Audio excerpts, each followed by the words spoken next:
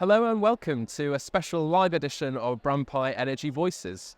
We're here at the Charge Energy Branding Conference in Houston, and this is a series where we speak with leaders across the sector to unearth their perspectives and hear about the power of brand for them in their roles within the industry. I'm really delighted to be joined by Christine McGee, the Head of Communications North America for Siemens Energy. Hi, Christine. Hi. And tell us a little bit more about yourself and your role. So I'm the head of communications for North America, and we work across the whole portfolio of energy, right? So that's oil and gas, power generation, transmission, and wind. And so our role in the department is to make sure that we're engaging with stakeholders, whether they're customers, politicians, communities where we operate, employees, future employees, about who Siemens Energy is, what we stand for, and what we're doing in terms of the energy transition. How are we moving it forward? Where are we having successes? Where do we see the challenges being, and so forth. So I've been there. I've been with Siemens since 2016, and then Siemens spun out the energy assets in 2020. We became Siemens Energy, two totally separate companies. Everybody always gets it. And that's what I've been doing. Fantastic. And you mentioned the energy transition. Of course, that's the big topic here today at Charge. And it feels like this is a really pivotal moment in the industry. We're facing great change, great transformation that's needed. The role you're playing, of course, is very unique and instrumental to that. Christine, what do you think the role of brand is at this pivotal moment in the industry?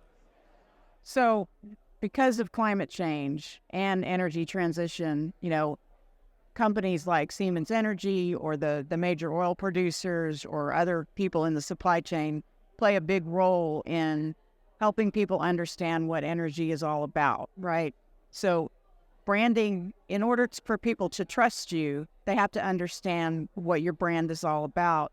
What do you stand for? How do you add value to their life and what they're doing? So if you don't have if people don't understand who you are and what you're doing, create some issues, right, in terms of building that trust. Because ultimately, if we want to do what we want to do, which is provide energy for people, we have to have the right to do that. We have to have the license to operate. And that's what a brand helps you do, is gain that trust. We've talked about trust a great deal already this morning. I think it's obviously the topic of the moment because it's so integral at this point in the transition. What has that journey looked like for Siemens Energy? How have you built trust with your stakeholders? So I think we like to be honest. I mean, I know that sounds sort of simplistic, but we like to be realistic. So, a lot of our brand right now is focused on this thought of let's make tomorrow different today. So that's kind of the brand promise, right? But the road to getting there, we acknowledge that it's not easy. Like, we can't flip a switch and the energy transition's happened, It's going to take a while, and people are at different stages of that journey. And so how do we kind of help them no matter where they are in the stage? So we talk about you have to take it step by step. Some of the steps are small, some of the steps are big, but, there's things you can be doing today and tomorrow to really help decarbonize and get to where you're going. So my long-winded way of saying, we don't try to sugarcoat it. So that's really what our brand is a lot about, is we want to be honest with people about it is challenging, but it can be done. And, here's how we're doing, how we're working with customers to do it. Here's the successes. Here's where we still need to do more. Mm. And that moment of challenge in a way, right, that you're referring to, and how brand can be that guiding light through times of challenge. What do you think the greatest challenge is in energy branding at the moment?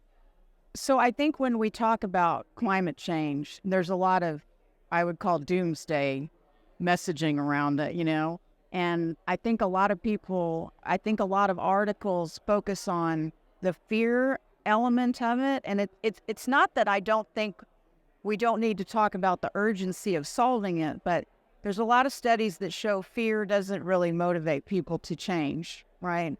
What motivates people to change is can they see the benefits that they're going to get from that change?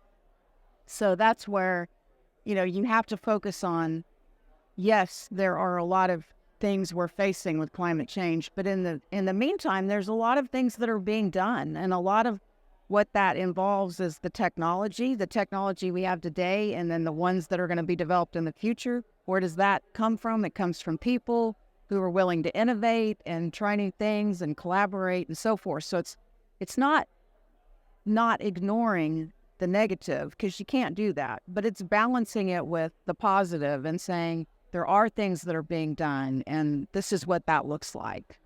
And being transparent, as you said earlier, around those challenges, right, is so important, but also so refreshing as well, I think, when organizations are honest and authentic about where they are in their transition journey. If we switch gears for a moment and think about the power of brand for talent, and Christine, I would love to know from you, for your experience at Siemens Energy, what role has brand played for you in building a culture, mobilizing your people and attracting the best talent? So when I think about people who are already at the company, a lot of them have been there a long time. I mean, we have stories of like multi-generations of people, so for them, it's showing them a path that no matter how long you've been here, you can still learn new skills. You can still reinvent who you are by trying different things. So again, it goes back to that innovation piece. Like one of our values around branding is we energize society, right? So we talk a lot to employees about that and how they can play a role in doing that. The same thing for the future employees, which tend to be a little bit younger. We have to attract new people into the industry. So we have to show them that if they're concerned about climate change, they can be part of the solution, because that's what we're trying to do, and they can help with that. So that's how we've been trying to do it with who we have, because you want to retain who you have, right?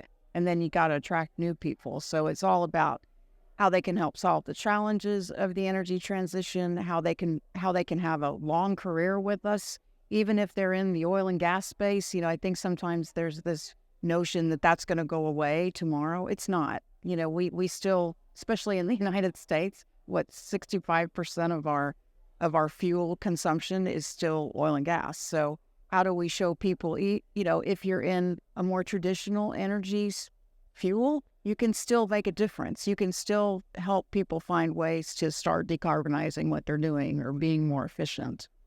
And that's a really tricky balance, isn't it, to strike?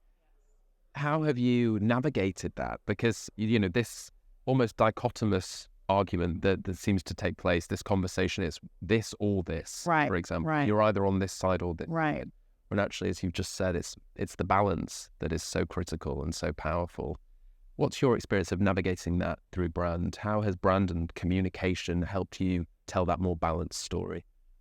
So we talk about step by step, like the energy transition. We literally say the energy transition is a long and difficult journey, and we have to take it step by step, but we're getting there. So we live in a world that doesn't like complexity, right? It's either you're good or you're bad, or this is good or bad, so we try to just be realistic about. We really can't portray the energy transition that way, because it's not black and white. It's pretty complicated. And so you can't just have one fuel that's going to solve everything. One customer or one company isn't going to solve anything. You've got to have all the fuels while you're going through that transition. You've got to have, you've got to work with people maybe you didn't work with before. Maybe even competitors join forces to try to solve some of these issues. So it's tricky because, like I said, people don't like the complexity, but you have to just sort of be honest that this is a complicated topic, and we can't make it less complicated to solve it. We just have to figure out, we have to bring more resources to solve it, if that makes sense. And find the most compelling stories. Yeah. That bring people on that journey with you, as you said earlier. Right. Christine, what is the most important lesson you've learned from your time in the industry and from leading the Siemens Energy communications function? What's the most important lesson you'd like to share with this community? So I think the storytelling piece is really important. I think a lot of people don't think when they turn their light on in the morning really how the energy gets there until something goes wrong. Like the speaker was talking this morning about when the grid failed here in Texas, suddenly ERCOT, everybody's like, ERCOT, oh, wow. It's trying to demystify energy. And how do you do that? You do that through stories that make it more relatable, and then also show what's being done. Because I think that's the big thing still missing in the space is people having hope that there is, there's projects that are happening right now that are making a difference to energy transition. There's technologies that are being developed that is going to help the future of the energy transition. We're just not talking about it enough, And Brian is your platform to do it. Yes, isn't it? Exactly. Well, Christine, thank you so much for joining us today and for sharing your perspective with us. And we're excited to share more Energy Voices Live conversations with you from our time here at Charge in Houston on brandpie.com. Thank you.